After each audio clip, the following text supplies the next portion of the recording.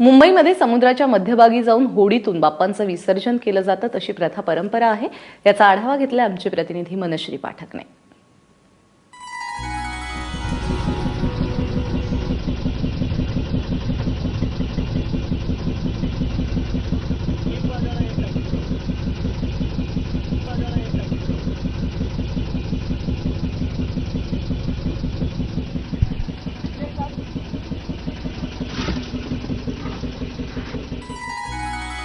गिरगावच्या समुद्रात जिथे गणेश विसर्जन होतं त्या ठिकाणी मी सध्या आहे आणि गिरगावमध्ये समुद्रात विसर्जन करण्यासाठी श्रींचं विसर्जन करण्यासाठी ज्या बोटींचा वापर केला जातो त्या बोटीमध्ये सध्या मी आहे। घुगे कुटुंबीय आपला गणेशाचं विसर्जन करण्यासाठी इथे आलेत।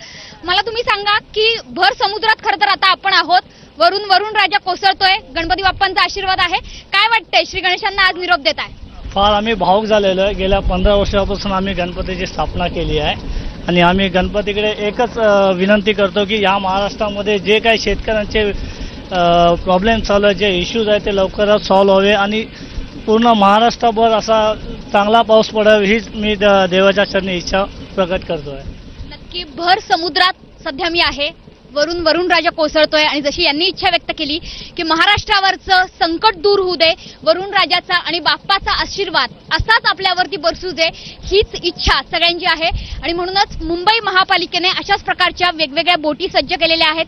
त्याचप्रमाणे जर्मन तराफा आहेत, स्टील प्लेट्स आहेत, अग्निशमन दलाच्या स्की जेट्स इथे वारंवार चालत आहेत। जर आपण संपूर्ण आजूबाजूचं दृश्य बघितलं तर लक्षात येईल की समुद्रात चहूबाजूंना या स्टील प्लेट्स असतील, जेटस्की असतील, त्या विखुरलेल्या आहेत। या सगळ्या ठिकाणावरती बारीक लक्ष आहे, नजर आहे मुंबई महापालिका प्रशासनाचं, अग्निशमन दलाचं आणि अर्थातच मुंबई पोलिसांचं सुद्धा, ज्यामुळे कुठल्याही प्रकारे कोणताही धोका न घेता व्यवस्थित आणि सुरक्षितप्रमाणे आपलं गणेश विसर्जन करावं हेच आवाहन वारंवार मुंबई पोलीस आणि अर्थातच मुंबई महापालिका सुद्धा करते।